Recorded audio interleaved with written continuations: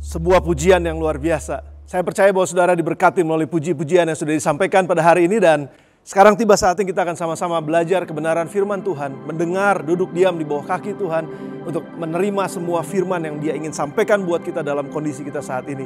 Siapkan notes saudara, siapkan catatan saudara, dan juga tentu saja siapkan hati dan pikiran saudara dan roh saudara untuk mendengar suara Tuhan yang akan disampaikan pada hari ini secara khusus oleh seorang sahabat yang luar biasa, oleh seorang mentor yang luar biasa, dan sekaligus seorang hamba Tuhan yang sudah memberkati begitu banyak gereja-gereja hamba-hamba Tuhan yang lain, dan baik di Indonesia maupun di seluruh dunia ini. Dan kita mengucap syukur karena pada hari ini Pastor Jose Carol dari Jakarta Praise Community Church akan menyampaikan firman Tuhan ini buat kita.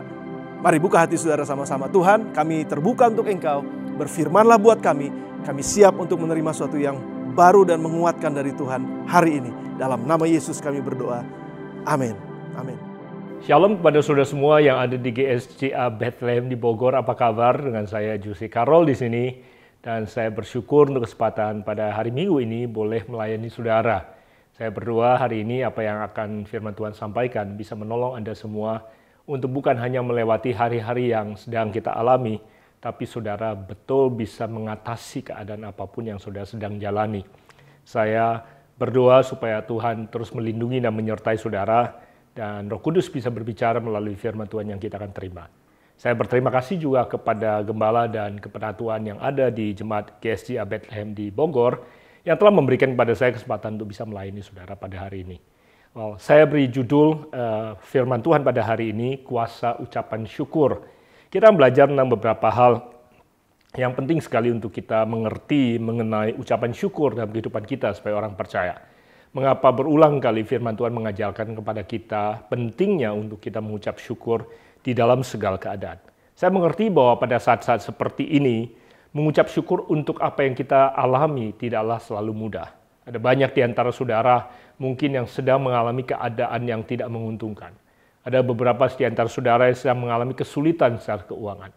Saya mengerti bahwa setelah 6 bulan kita mengalami krisis secara global ini, banyak di antara kita yang mengalami badai demi badai yang tidak pernah reda dan belum pernah reda dalam kehidupan mereka. Itu sebabnya saya sangat memahami bagaimana kita sulitnya untuk bisa mengucap syukur untuk apa yang kita hadapi. Tapi tahukah saudara bahwa firman Tuhan tidak hanya mengajarkan kepada kita untuk mengucap syukur untuk apa yang kita alami, tapi firman Tuhan justru mengajarkan kepada kita untuk mengucap syukur di dalam segala sesuatu. Sebabnya sebelum kita belajar, saya mengutip satu ayat firman Tuhan yang muncul di pikiran saya waktu saya mempersiapkan firman Tuhan ini bagi saudara. Di 1 Tesalonika pasal yang kelima ayat 18 berkata seperti ini. Mengucap syukurlah dalam segala hal. Sebab itulah yang dikehendaki Allah di dalam Kristus Yesus bagi kamu. Dikatakan bahwa firman Tuhan ini berkata bahwa mengucap syukurlah dalam segala hal. Dia tidak berkata mengucap syukurlah untuk segala hal. Karena banyak di antara kita sedang mengalami keadaan-keadaan di mana sulit untuk kita bisa mengucap syukur untuk apa yang kita hadapi. Tapi karena firman Tuhan tidak memerintahkan kita untuk mengucap syukur untuk apa yang kita hadapi, tapi kita harus mengucap syukur dalam segala sesuatu. Itu sebabnya mari kita mulai mempelajari firman Tuhan hari ini dengan keputusan untuk mengucap syukur di dalam segala sesuatu, apapun yang saudara sedang alami. Saudara baru saja kehilangan orang yang saudara kasihi, saudara kehilangan pekerjaan, saudara kehilangan tabungan, saudara belum bisa melihat jalan keluar. Mari saat ini juga kita mulai dengan mengambil keputusan dan berkata, Tuhan, aku tetap mau bersyukur di dalam segala sesuatu, karena itulah yang Engkau kehendaki di dalam Kristus Yesus. Saya kira kalau saudara mulai melakukan hal ini, saudara melakukan langkah yang sangat besar untuk keluar dari keberadaan saudara, untuk masuk ke dalam apa yang Tuhan janjikan kepada saudara. Di dalam perjanjian lama penuh dengan janji-janji Tuhan, penuh dengan kesaksian orang-orang percaya tentang bagaimana Tuhan bertindak dan Tuhan bekerja bagi mereka yang memilih untuk mengucap syukur dalam segala sesuatu.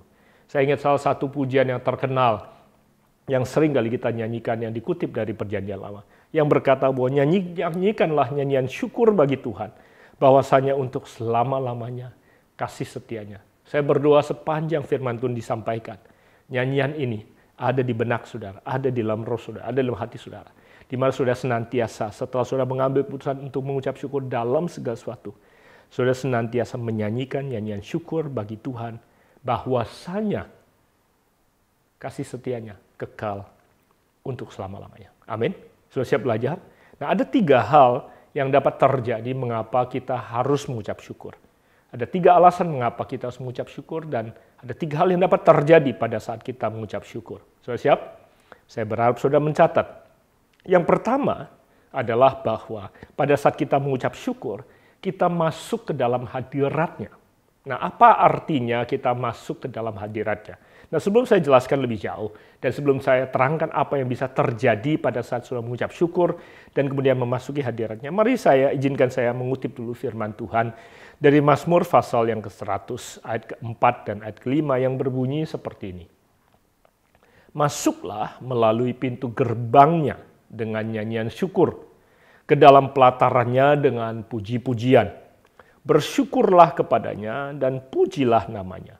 Sebab Tuhan itu baik, kasih setianya untuk selama-lamanya, dan kesetiaannya turun-temurun. Dikatakan bahwa Mazmur mengajarkan pada kita untuk memasuki pintu gerbang dan pelatarannya, masuk dan pelatarannya, membawa ucapan syukur, nyanyian syukur, dan puji-pujian. Dengan berkata, bersyukurlah kepada Dia bahwa Tuhan itu baik. Setianya, kasih setianya tetap untuk selama-lamanya dan tidak pernah berubah. Dikatakan bahwa firman Tuhan memberikan pada kita rahasia bahwa pada saat kita masuk pelatarannya, kita masuk ke dalam pintu gerbangnya, kita membawa ucapan syukur. Sekarang ini, kemana-mana kita mau pergi, kita mau connect dengan Wi-Fi, kita perlu password. Password kita yang memberikan kita akses untuk masuk ke dalam sebuah dimensi yang kita sebut dengan dunia maya. Tanpa password, kita tidak bisa masuk ke dalam dunia maya tersebut. Nah, Mazmur 100 memberikan pada kita rahasia password untuk masuk ke dalam dimensi rohani atau dimensinya Tuhan, di mana Tuhan berada. Passwordnya adalah terima kasih, ucapan syukur, rasa syukur, dan pujian yang kita bawa adalah password untuk kita masuk dalam dimensinya. Nah, itu sebabnya saya dapat memahami mengapa ada begitu banyak orang yang terjebak di dalam keadaan mereka. Karena mereka tidak keluar dari keberadaan mereka, baik itu kesedihan, baik itu kesengsaraan, baik itu kepedihan hati, baik itu kekecewaan, karena mereka terjebak di dalam dimensi di mana mereka berada. Pada saat kita mengucap syukur, kita walaupun secara jasmani masih ada di dalam keadaan di mana kita berada, tapi secara jiwani, secara rohani kita bisa keluar dari keberadaan kita, masuk ke dalam hadirat Tuhan. Di dalam hadirat Tuhan ada sukacita. Dalam hadirat Tuhan ada kekuatan. Dalam hadirat Tuhan ada pengharapan. Dalam hadirat Tuhan ada kebaikan. Bahkan di dalam hadirat Tuhan ada janji-janji jalan keluar dan mujizat yang tersedia. Itu sebabnya setiap kita harus keluar dari keberadaan kita, masuk ke dalam hadiratnya, masuk ke dalam dimensinya Tuhan, untuk bertemu dengan Tuhan. Itu sebabnya pada saat saudara sedang mengalami tantangan kesulitan, saudara sedang mungkin depresi, khawatir, takut, dan saudara, salah satu rahasia untuk saudara bisa menghadapi apapun yang saudara rasakan adalah keluar dari keberadaan ini dan masuk ke dalam hadiratnya. Seperti seekor Raja Wali yang membawa musuhnya untuk pergi menghadap Sang Pencipta, matahari. Pada saat seekor Raja Wali sedang terbang tinggi menuju matahari, membawa semua musuh yang mengejar dia. Tinggal masalah waktu, di mana satu persatu musuhnya akan meninggalkan dia, karena tidak ada satupun yang dapat bertahan di hadapan daripada sang matahari, sang surya, yang adalah sumber kehidupan. Sebagaimana seekor Raja Wali menghadapi musuhnya, demikianlah kita akan menghadapi semua yang kita hadapi dalam kehidupan. Saudara kekasih yang ada di Bogor, pagi hari ini atau siang hari ini atau malam hari ini, dimanapun juga saudara menyaksikan rekaman ini. Doa saya adalah saudara membawa apapun yang saudara gumuli, pergi menghadap Sang Khalik, Sang sumber kehidupan, masuk dalam pelatarannya, dan password saudara pagi atau siang hari ini adalah ucapan syukur dan puji-pujian. Itu sebabnya apapun yang saudara sedang gumuli saat ini, bawalah keberadaan saudara, pergi menghadap Tuhan dan berkata, aku tetap memilih untuk mengucap syukur. Aku tetap memilih untuk berkata bahwa Tuhan itu baik, bahwa Dia setia, Dia tidak pernah salah, Dia tidak pernah melupakan. Saya bisa bercerita tentang kesaksian kami pribadi.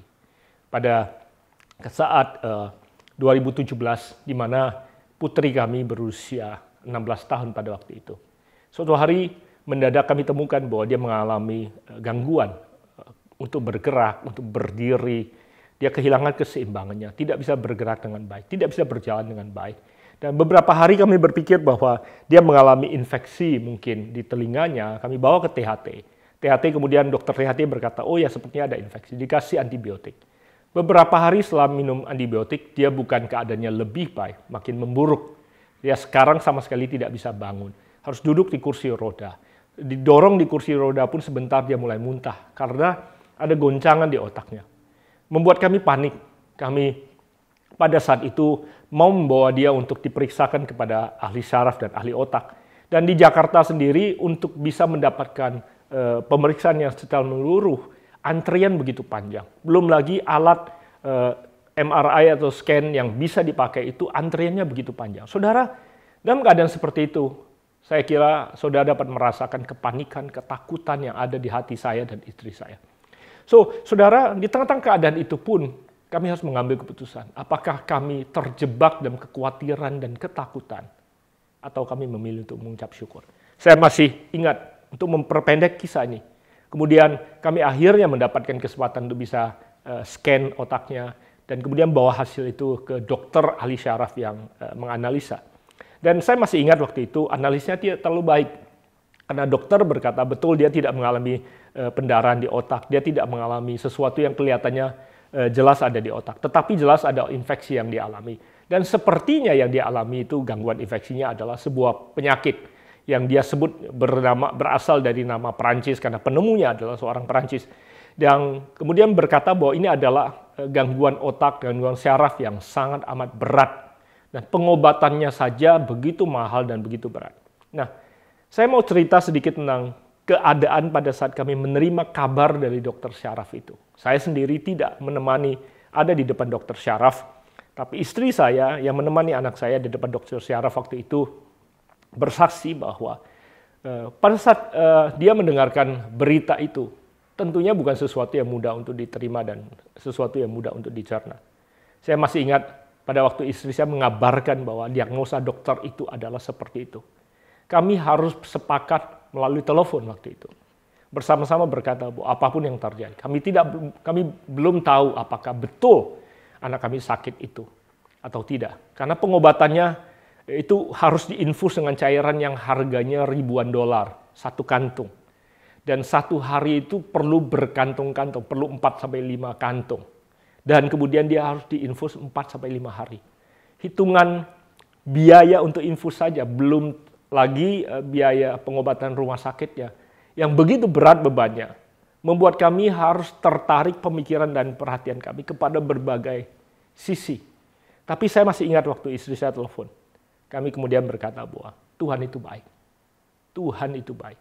Bahwa kasih setianya untuk selama-lamanya. Tuhan tidak pernah merancangkan sesuatu yang buruk untuk kita. Kami tidak tahu mengapa kami sedang ada dalam keadaan seperti itu. Saudara harus tahu bahwa dalam keadaan itu, saya kenapa tidak ikut? Karena saya sedang bergumul dengan mata saya yang baru saja habis dioperasi retina. Dan saudara harus tahu pada saat itu juga istri saya juga baru saja dioperasi untuk keadaan tiroidnya yang sempat ada daging tumbuh. Saudara, kami tidak dalam keadaan baik pada saat itu.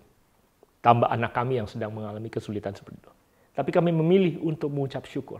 Dan saya ingat, ucapan syukurlah yang membawa kami keluar dari kepanikan, ketakutan, kekhawatiran, bahkan depresi. Dan pada saat itu juga, pada saat kami mengucap syukur, kami bisa merasakan hadirat Tuhan datang. Ada damai, ada keteduhan, ada pengharapan, ada kekuatan. Dan dengan itulah kami melangkah satu hari demi satu hari. Kemudian istri saya mendapatkan hikmat untuk kemudian mintakan pendapat kedua kepada dokter berikutnya. Dan kami dengan keteduhan hati itu, kami mendapatkan jalan keluar, bertemu dengan dokter yang kedua. Kemudian dokter yang kedua, walaupun tidak yakin berkata, sepertinya belum tentu itu penyakit yang didiagnosakan oleh dokter yang pertama. Untuk mempersingkat kisah, akhirnya anak kami bisa pulih dan ternyata memang bukan seperti yang didiagnosakan oleh dokter yang pertama. Saudara, yang saya mau saksikan pada saudara adalah secuplikan waktu singkat di mana istri saya dan saya diberi Tuhan anugerah keteduhan hati untuk bisa berpikir jernih, dan bertindak. Saudara, kalau di saat-saat itu kami tidak berpikir jernih, menindaklanjuti karena rasa takut, karena dokter yang pertama berkata kalau ini tidak cepat-cepat ditangani, keadaan bisa memburuk. Kami tidak tahu apa yang akan terjadi. Kisahnya bisa sepenuhnya berbeda. Tapi saya bersyukur bahwa beberapa saat di mana kami memilih untuk mengucap syukur, ada keteduhan, ada damai, ada ketenangan yang datang. Di tengah-tengah badai yang begitu besar, di mana kami bisa berpikir dengan sedikit lebih jernih untuk mengambil keputusan. Dan doa saya adalah sudah semua mengalami keteduhan, kejernihan pikiran yang sama. Di tengah-tengah badai yang sudah hadapi. Sehingga saudara bisa mengambil keputusan yang datang daripada Tuhan. Sehingga saudara bisa mendengar suara Tuhan. Tahukah saudara, ini yang akan membawa saya masuk pada poin yang kedua. Karena kalau hati saudara tidak teduh, pikiran saudara tidak jernih, saudara sulit untuk bisa mendengar suara Tuhan. Poin yang kedua, selain kita pujian syukur atau ucapan syukur membawa kita memasuki hadiratnya, pelajaran kedua dan alasan kedua adalah ucapan syukur menjaga hati kita. Ucapan syukur menolong kita untuk menjaga hati dan pikiran kita. Karena Amsal katakan, jagalah hatimu dengan segala kewaspadaan. Sebab atau karena dari situlah terpancar kehidupan. Amsal 4 ayat ke-23. Karena Tuhan memerintahkan kepada kita untuk menjaga hati kita. Kita yang harus menjaga hati kita. Karena dari hatilah terpancar kehidupan.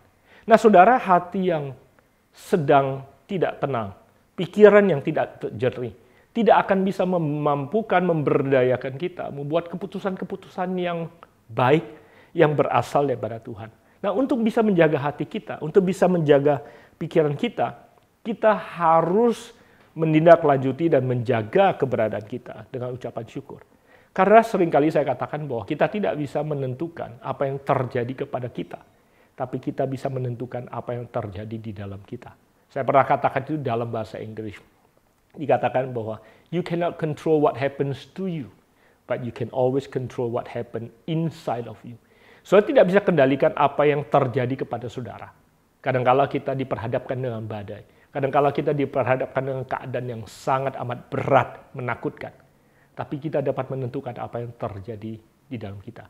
Kalau saudara masih ingat kisah murid-muridnya bersama dengan Yesus ada di tengah-tengah badai.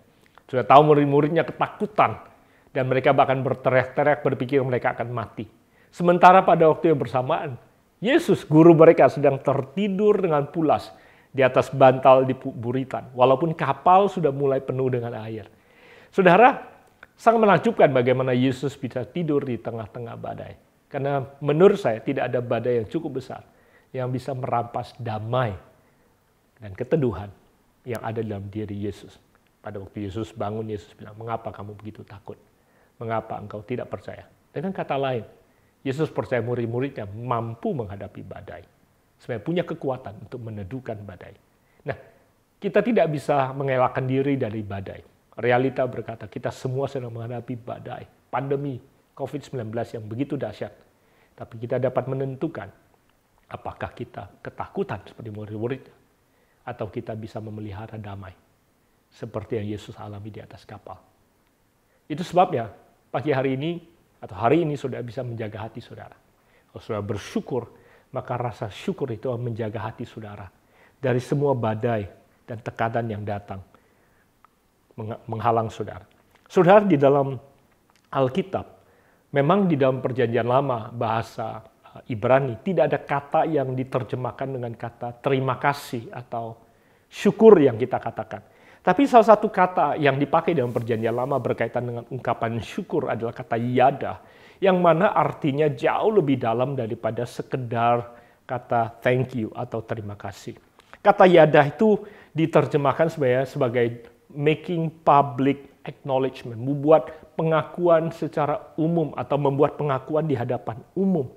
Atau kata confess dalam terjemahan bahasa Inggris juga menerjemahkan kata yada. Nah, pada saat seseorang bersyukur atau berterima kasih kepada Tuhan, sebenarnya dia sedang membuat public announcement atau public acknowledgement, membuat pengakuan di hadapan umum. Pada saat kita bersyukur kepada Tuhan, pada saat kita making a confession of the name of God, kita mengaku bahwa Tuhan itu baik. Sebenarnya kita sedang memberitahukan bukan hanya kepada Tuhan, tapi kita memberitahukan pada semua orang apa yang telah Tuhan lakukan bagi kita di dalam kehidupan kita.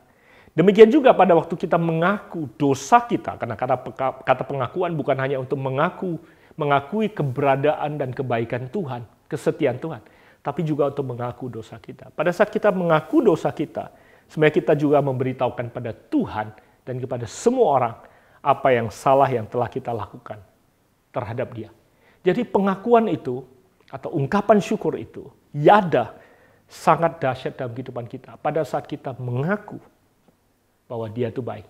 Pada saat kita mengaku bahwa kita telah melanggar dan menentang Dia, maka ada kuasa yang bekerja dalam kehidupan kita.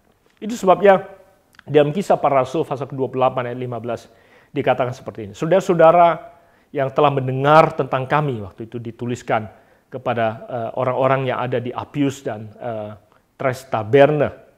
Dikatakan ketika Paulus melihat mereka, ia mengucap syukur kepada Allah. Dia kemudian dikatakan, lalu kuatlah hatinya. Dikatakan pada waktu Paulus melihat mereka dan Paulus mengucap syukur pada Allah untuk apa yang Tuhan lakukan dalam kehidupan mereka. Lalu kuatlah Paulus hatinya. Saudara, pada saat saudara mengucap syukur, saudara bukan hanya menjaga hati saudara, tapi saudara juga memperkuat hati saudara. Sehingga hati saudara tidak mudah keras, saudara tidak mudah terluka, saudara bisa menjaga hati saudara. Dan kalau saudara menjaga hati saudara, maka saudara sedang menjaga hidup saudara. Efesus 5 ayat 20 katakan, ucaplah syukur senantiasa atas segala sesuatu dalam nama Tuhan kita, Yesus Kristus, kepada Allah dan Bapa kita. Setiap kali saudara mengucap syukur, saudara sedang menjaga hati saudara, menjaga pikiran saudara, menjaga hidup saudara dari semua yang sedang datang menghadang saudara. Baik itu badai, baik itu ombak, tapi saya percaya tidak ada satupun yang dapat merampas dan mencuri damai sejahtera dan keteduhan yang ada dalam diri saudara, sehingga saudara bisa mendengar suara Tuhan. Nuh tidak akan bisa mendengar suara Tuhan dengan jelas, sehingga dia dapat membangun apa yang Tuhan ingin dia lakukan dan membangun, apabila dia tidak punya hati dan pikiran yang jernih. Nuh tidak punya HP atau gadget untuk bisa menangkap gambar yang surga ingin dia bangun. Bagaimana Nuh bisa tahu gambarnya, ukurannya, bentuknya, rancang bangunnya atau desainnya, kalau Nuh tidak punya pikiran yang jernih dan hati yang teduh. Saudara, Nuh dipakai Tuhan untuk menyelamatkan manusia dari krisis kebinasaan karena dosa yang dunia hadapi. Demikian juga dengan Yusuf. Yusuf tidak mungkin bisa memberikan nasihat jalan keluar kepada Firaun untuk krisis kelaparan dan krisis ekonomi yang dihadapi oleh dunia, terutama bangsa Mesir. Apabila Yusuf tidak punya pemikiran atau punya pikiran yang jernih dan hati yang teduh untuk menangkap apa yang datang daripada Tuhan. Hikmat datang dari surga dan Yusuf bisa menyampaikannya dengan artikulasi yang luar biasa kepada Firaun. Dia memberikan nasihat untuk membangun lumbung, mengumpulkan 20% dan mengantisipasi 7 tahun kelaparan yang akan datang setelah 7 tahun kelimpahan yang Tuhan berikan. Dan Yusuf bisa menyampaikan itu dengan baik, karena Yusuf bisa menangkap itu dengan baik. Walaupun dia punya banyak kesempatan untuk sakit hati, padahal dia sudah dikhianati oleh saudaranya, dikhianati di rumah Potifar, dilupakan di penjara. Dia punya banyak kesempatan untuk punya hati yang terluka dan hati yang keras. Tapi kalau dia hatinya keras, saya yakin dia tidak akan setajam itu. Semudah itu bisa menangkap apa yang berasal daripada Tuhan. Saudara kekasih yang ada di Bogor, saya percaya Tuhan menyediakan jalan keluar bagi saudara. Jagalah hatimu dengan segala kewaspadaan, karena dari situlah terpancar kehidupan. Kalau hari ini sudah menjaga hati saudara dengan ucapan syukur, maka saudara punya peluang untuk menangkap jalan keluar dan suara yang datang dari surga. Saudara tindak lanjuti, itu akan berbuah menjadi mujizat dan jalan keluar yang akan mempermuliakan nama Tuhan. Pelajaran 3 untuk ucapan syukur adalah bahwa ucapan syukur akan membuat Allah bertindak. Ucapan syukur akan membuat Allah bertindak untuk kita. Nah, saya mengutip salah satu kisah yang ada di dalam Perjanjian Lama yang dicatat di 2 Tawarikh pasal ke-20 tentang bagaimana suku Yehuda atau orang Israel bertarung menghadapi musuh yang mengepung dan melawan mereka. Mereka dipimpin oleh pemimpin mereka, raja yang bernama Yosafat. Kalau saudara bisa membaca seluruh pasal 20 yang ada. Dan demi alasan waktu, saya mengutip kisahnya dan saya akan ceritakan pada saudara bagaimana Allah bertindak untuk mereka.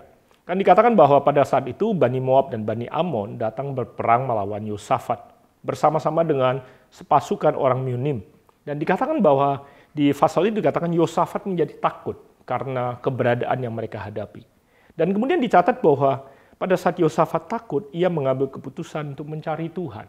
Dia mengambil keputusan untuk masuk ke dalam pelataran Tuhan, untuk mencari dan mendengar suara Tuhan.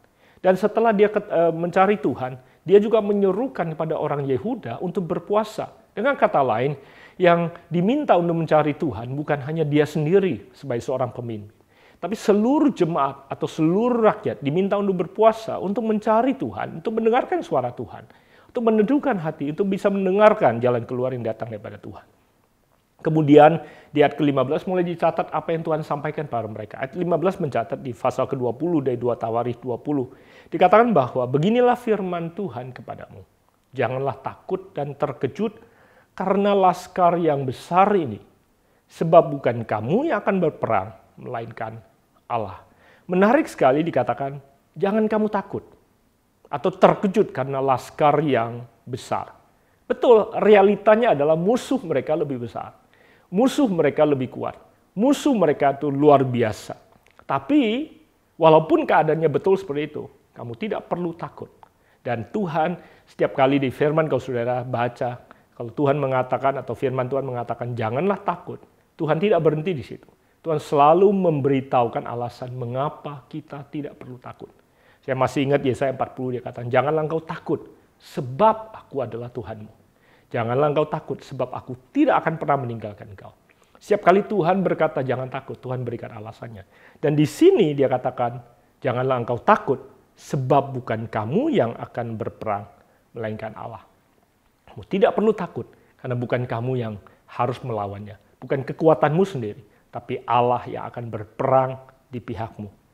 Kemudian dikatakan, dalam peperangan ini, tidak usah kamu bertempur. So bisa membayangkan kalau saudara adalah tentara dan pasukan.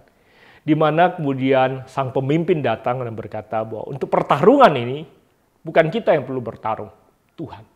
Betul, pasukan kita bawa senjata, tapi kita tidak perlu bertempur. Mungkin buat tentara itu sesuatu yang tidak mudah untuk dicerna. Mungkin mereka berkata, oke, kalau bukan kita bertarung, akankah ada pasukan asing yang datang bertarung untuk kita? Ternyata bukan itu.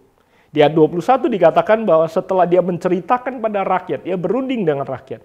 Ia mengangkat orang-orang yang akan menyanyikan nyanyian untuk Tuhan dan memuji Tuhan dalam pakaian kudus yang semarak. Pada waktu mereka keluar di muka orang-orang bersenjata. Bayangkan, jawaban Yosafat adalah bukan pasukan asing yang akan bertarung buat kita. Bukan tentara yang lain yang akan berperang buat kita. Tapi Tuhan yang akan berperang. Tapi untuk Tuhan berperang, kalian harus bawa pujian, pakai pakaian yang kudus, kemudian menyanyikan untuk Tuhan. Sudah dapat membayangkan reaksi daripada pasukannya. Apa? Yang kita bawa bukan pedang kita, bukan tombak kita, bukan kereta kuda kita, yang kita bawa bukan senjata kita, tapi yang kita bawa adalah pakaian yang indah untuk pesta, dan menyanyi dan memuji Tuhan sajakah?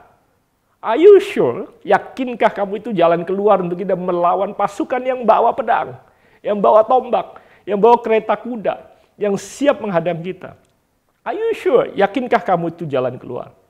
Kemudian dikatakan, nyanyikanlah nyanyian syukur bagi Tuhan, bahwasanya untuk selama-lamanya kasih setianya. Yang sejak awal tadi kita ulang, kita katakan bahwa kita mau menyanyikan nyanyian syukur bagi Tuhan. Dan berkata bahwasanya untuk selama-lamanya kasih setianya. Itulah pujian yang mereka naikkan di hadapan Tuhan dan di hadapan musuh mereka. Itulah pengakuan. Itulah yada yang mereka akui di hadapan musuh. Berkata bahwa Tuhanku baik, bahwasanya untuk selama-lamanya kasih setianya. Itu yang mereka katakan di hadapan ombak mereka. Bahwasanya kasih setianya untuk selama-lamanya. Kemudian perhatikan apa yang terjadi, dicatat di ayat ke-22.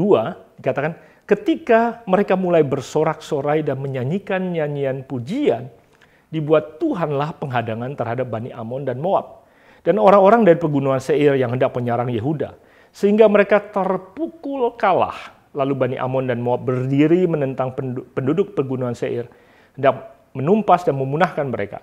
Segera sesudah mereka membinasakan penduduk Seir, mereka saling bunuh-membunuh. Ketika orang Yahudi atau Yehuda tiba di tempat peninjauan di padang gurun, mereka sebenarnya datang mau melihat di kanan. Ketika mereka tiba di tempat peninjauan, mereka menengok ke tempat laskar itu.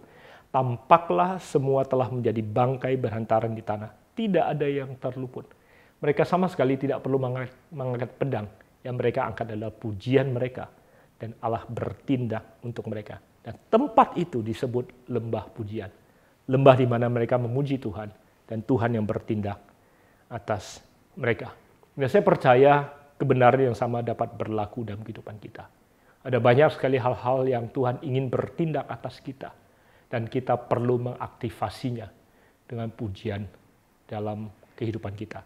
Setiap kali kalau saya berkata Tuhan itu baik, saya mengingat kata baik. Kata baik ini dalam bahasa Indonesia ditulis dengan 4 huruf, B-A-I-K. Bagi saya, terjemahan kata baik ini adalah B itu benar, bahwa Allah itu benar. Dia nggak pernah bikin salah. Saya selalu berkata bahwa Tuhan itu benar. Dia tidak pernah salah. Dia tidak bisa membuat kesalahan. Karena dia adalah Allah yang benar. Apapun keberadaan kita, Tuhan tidak pernah salah. Dia tidak pernah lupa dan dia tidak pernah lalai.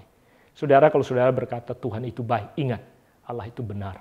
Kedua, Allah itu adil. Dia tidak memperlakukan orang lain lebih baik dari kita. Dia adil. Dia adalah Tuhan yang setia dan adil. Itu sebabnya Tuhan tidak memperlakukan saudara lebih buruk dari yang lain atau mendahulukan yang lain lebih daripada saudara. Tuhan itu adil. Walaupun ada banyak yang kita alami, mengapa kita alami kita tidak pahami. Tapi saya selalu memberi ruang untuk percaya pada Tuhan. Dan selalu berkata, Tuhan itu adil. Lihat orang lain diberkati, kita belum. Saya berkata, Tuhan itu adil. Saudara, karena memang Tuhan itu adil. Nah, huruf yang ketiga, huruf I, ilahi. Tuhan itu divine. Tidak ada yang Tuhan tidak bisa lakukan. Dia maha kuasa, dia maha tahu, dia maha hadir. Tidak ada satu tempat pun yang kita datangi, yang kita alami, keberadaan yang kita alami, di mana Tuhan tidak ada di situ. Tidak ada satu pun yang kita rasakan, yang dia tidak tahu. Dan tidak ada satu pun yang kita butuhkan, yang tidak bisa dia lakukan. Dia maha kuasa, dia maha hadir, dia maha tahu. Itu sebabnya, kalau saya belum menerima apa yang saya doakan, kalau saya belum menerima jalan keluar apa yang saya butuhkan, saya selalu berkata, dia tahu. Dia bisa, dia merasakan, dia peduli. Cuma mengapa belum? Saya beri ruang, itu saya belum mengerti. Tapi Tuhan itu baik. Yang terakhir huruf K, dia kasih. Dia tidak bisa benci. Ada yang berkata, oh mungkin Tuhan sudah marah sama saya karena saya dulu memberontak. Dia tidak pernah membenci saudara. Dia adalah kasih. Dia bukan manusia yang punya kasih dan bisa kehilangan cinta atau kasihnya. Dia adalah kasih. Dia tidak pernah punya yang lain selain mengasihi saudara. Itu sebabnya setiap kali saya berkata Tuhan itu baik, saya selalu ingat dia benar, dia adil, dia ilahi, dan dia adalah kasih. Itu sebabnya waktu engkau berkata Tuhan itu baik, bahwasanya untuk selamanya kasih setianya. Saudara sedang mengizinkan Tuhan yang bertindak untuk saudara, dan saudara tinggal perlu menunggu sampai apa yang dia janjikan menjadi kenyataan dalam kehidupan saudara. Tentunya, saudara bisa bertindak melakukan apa yang saudara bisa lakukan dalam pekerjaan saudara, dalam pengobatan saudara, dalam kehidupan saudara. Tapi semua yang saudara lakukan di dalam penyerahan dan rasa percaya di dalam Tuhan. Bukan mengandalkan kekuatan saudara sendiri. Amin. Nah, saya ingin tutup dengan satu ayat terakhir sebelum saya berdoa bagi saudara. Mazmur pasal ke-40 ayat ke-4 berkata seperti ini. Ia memberikan nyanyian baru di dalam mulutku untuk memuji Allah kita. Banyak orang melihatnya dan menjadi takut, lalu percaya kepada Tuhan. Dikatakan bahwa Tuhan memberikan nyanyian baru untuk mulut kita. Bukan sesuatu yang lama, sesuatu yang baru setiap hari kita ucapkan kepada Tuhan untuk memuji Tuhan. Dan kemudian yang dikatakan yang dahsyat adalah bahwa orang akan melihatnya, melihat bagaimana kita memuji Tuhan. Dan menjadi takut, lalu percaya kepada Allah. Jemaat yang kekasih yang ada di Bogor, saya percaya ucapan syukur saudara bukan hanya akan membawa saudara keluar dari keberadaan saudara, masuk ke dalam hadirat Tuhan, di mana ada kasih, damai sejahtera, sukacita, jalan keluar dan mujizat. Bukan hanya akan menjaga hati saudara, bukan hanya akan membuat Allah bertindak bagi saudara, tapi juga akan membuat dunia bisa melihat bahwa Tuhan saudara baik, Tuhan kita baik. dan bahwasanya kasih setia yang kekal sampai selama-lamanya, sehingga mereka melihatnya dan menjadi takut akan kuasa dan kedahsyatan Tuhan kita. Saudara, saya berdoa bahwa apa yang kita dengarkan hari ini bukan hanya sekedar khotbah yang kita dengarkan minggu demi minggu, tapi hari ini menjadi terobosan dan menjadi rema bagi kita masing-masing. Dan pada saat sudah mengambil keputusan untuk mengucap syukur, hari ini juga saudara masuk dalam pelatarannya, sudah menjaga hati saudara, dan sudah mulai mendengar jalan keluar yang Tuhan sediakan bagi engkau. Pada saat engkau menindaklanjutinya, sudah mulai melihat jalan keluar, tindakan atau apa yang Tuhan lakukan untuk saudara dalam kehidupan saudara. Izinkan saya berdoa bagi saudara sebelum kita berpisah. Mari kita pejamkan mata kita sebentar. Tundukkan kepala kita untuk menghampiri Tuhan. Saudara mau ambil beberapa detik ini untuk bilang sama Tuhan, terima kasih. Aku tahu keadaanku tidak baik untuk aku bisa bersyukur. Tapi aku memilih untuk bersyukur dalam segala sesuatu. Terima kasih Tuhan, karena itulah keinginan-Mu. Terima kasih kalau kami masih bisa bernafas. Terima kasih Tuhan kalau kami masih bisa berkumpul, beribadah. Terima kasih kalau kami masih bisa mendengarkan suara-Mu. Terima kasih bahkan untuk firman yang kami dengar hari ini. Terima kasih Tuhan untuk pasangan kami. Terima kasih untuk keluarga kami. Terima kasih untuk anak-anak kami. Terima kasih untuk pekerjaan yang kami masih bisa pertahankan walaupun tidak ideal. Terima kasih. Apapun yang saudara perlu ucapkan syukur. Saya bilang terima kasih. Terima kasih. Yada adalah confession, pengakuan saudara kepada Tuhan dan kepada dunia yang ada di sekitar saudara. Kalau ada yang engkau akui dan engkau salah lakukan, akui juga. Confess, yada. Itu dalam ungkapan syukur saudara kepada Tuhan. Terima kasih Tuhan. Kau baik. Kau tidak pernah salah. Kau Allah yang benar. Kau adil. Tidak ada yang tidak mampu engkau lakukan. Kau maha tahu. Kau maha hadir. Kau maha kuasa. Dan kau kasih. Kau mengasihi kami semua. Terima kasih Tuhan untuk hadirat-Mu. Terima kasih untuk kebenaran-Mu. Terima kasih untuk keberadaan-Mu. Terima kasih untuk kekudusan-Mu yang hadir di rumah dan tempat kami masing-masing dimanapun kami berada. Bila hadirat-Mu membawa keteduhan, damai.